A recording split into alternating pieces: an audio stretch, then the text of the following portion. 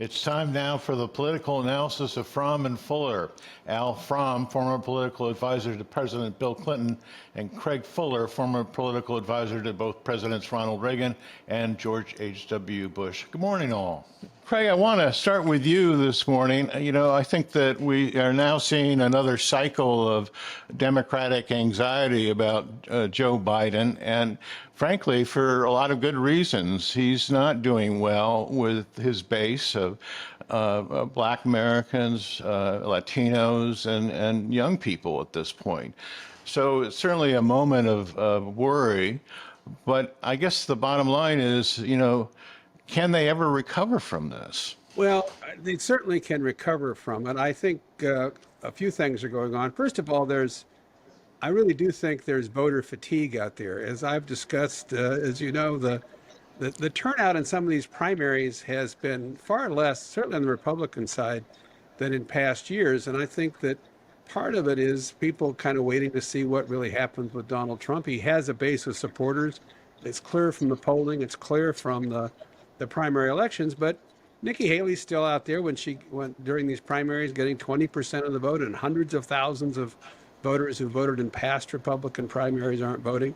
But I think on both sides of the aisle, they're just not really ready to engage quite as much.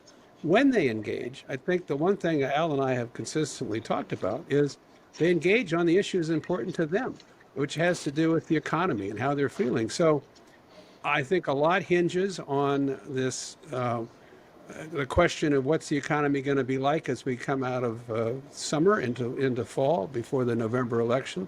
If things are going well, an incumbent president usually does better. If things are not going well, they don't do as well. There's no question that age is an issue, and that can't change. It can only change in the sense if something were to happen to either one of these two presumptive nominees.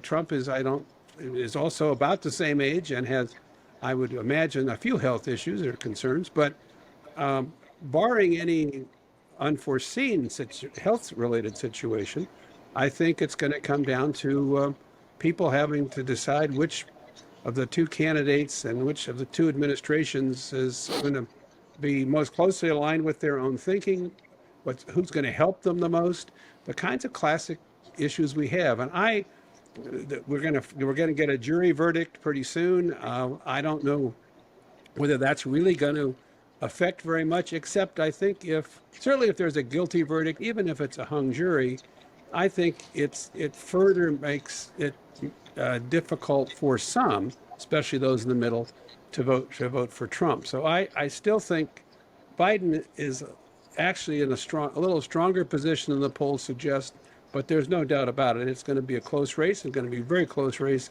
in these 5 key states we talk about.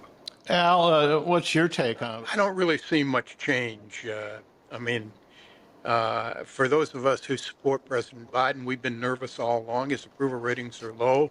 They never really went up very much. I guess people thought he was a little more vigorous in the State of the Union, but the fact is, as Greg says, you only get older, you don't get younger. So he was older after the State of the Union than he was before. But look, here's how I look at this race. This race is probably going to be decided in 3 states: Michigan, Pennsylvania, and Wisconsin. If Biden wins all 3 and wins that lone electoral vote in Nebraska, which he won last time, he'll have 270 electoral votes. He'll be elected. That's doesn't make you feel very comfortable, but with the margin, but it's the way the deal will work. So as I look at it, in those states, we're really in a dead heat. The New York Times had the poll that got a lot of people upset because it showed Biden behind in most of those states. We did private polling the next week, and Biden, was up a point or two in those states. But it doesn't matter. I mean, they're all margin of error. So we're really talking about a dead heat. Now, as Colin Jost said at the White House Correspondents' Dinner, you got this guy who's practically in jail, indicted, who's been accused of all and found liable for fraud and sexual abuse, and it's a dead heat. That doesn't speak very highly of the strength of the Yeah, yeah. incumbent, and so that's a that's something to worry about. And and the other thing about those three states, the demographics in those three states, more white non-college voters, are Trump's strength. So that's the bad news.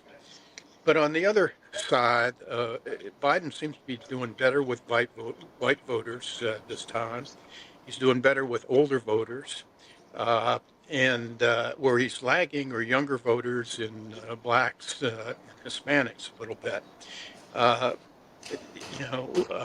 there are two things about that. I heard Joe Scarborough this morning say that Biden's done the hard part. He's getting the voters that Democrats don't usually get. And now it's just a matter of voters coming home who are traditionally Democratic. That's easier to do. Whether that happens or not, we'll have to wait and see. But it's mostly younger African American men and Hispanic men who are the reason for the margin. But the other thing, and this is, I think, something that Ron Brownstein wrote about yesterday in Atlantic or in CNN, which I think is really important and nobody talks about. And that is Biden now seems to be getting the voters who vote regularly, who come out every time, college educated voters, suburban whites. And Trump's strength depends on people who don't come out very often. And he's got to get them out. Now, he's been able to do that in the last couple of races in some of these key states. But this time, young black men who are sort of dissatisfied with the way things are going don't normally vote very much. And I think his big margin or his big increases among Hispanics have been among Hispanics who don't regularly vote. So in that sense, who actually comes out is going to make a big difference.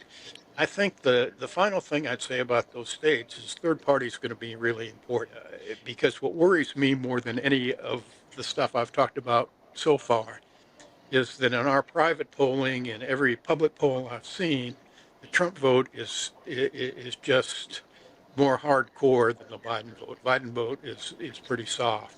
In other words, a majority of the people who, or a plurality anyway, of the people who are voting for Biden in those swing states are voting against Trump.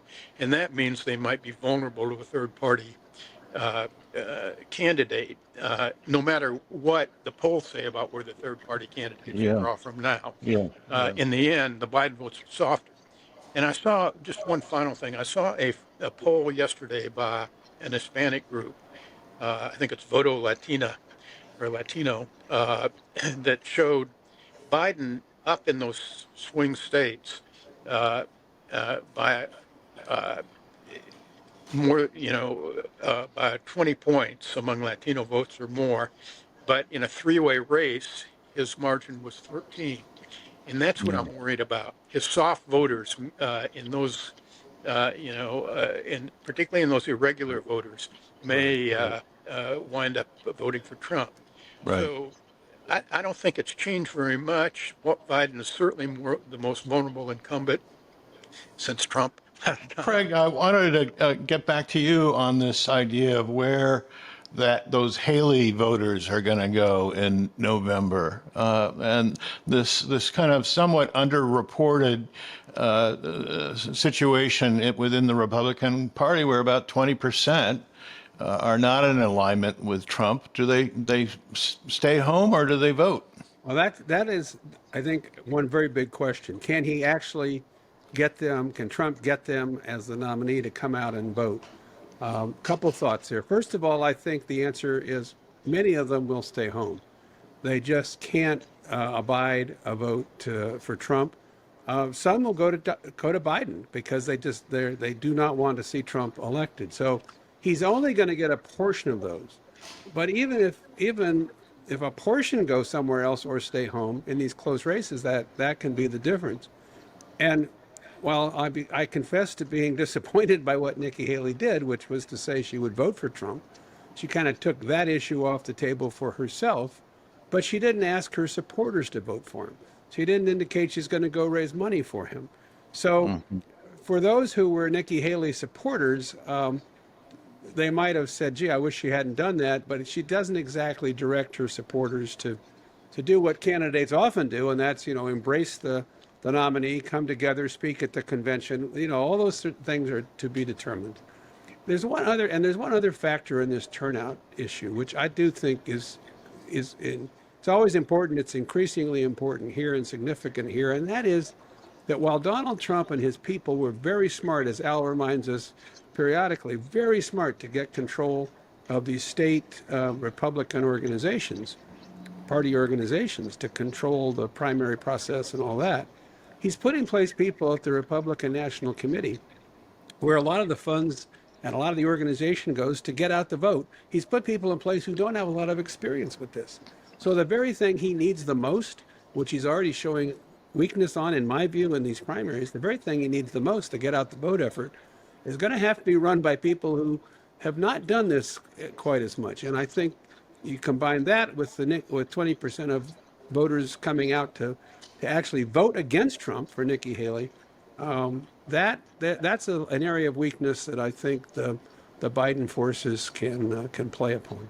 Al, you have the last word this week. I don't know what the Haley voters will do. I mean, I was very, as Craig said, I was very disappointed in Nikki Haley. But I guess ambition gets in the way of judgment all the time in politics. It doesn't matter who comes out to vote. Trump's, what I would argue, and Craig knows more about this than I do because he actually run the campaign part of campaigns. I just focus on message. But I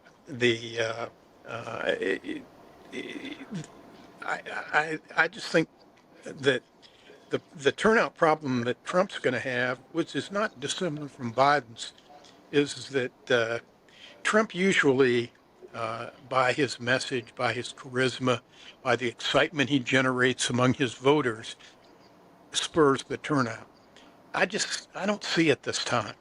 I mean, you watch him yesterday, and if Mother Teresa couldn't be acquitted in that trial, I mean, he seems very down.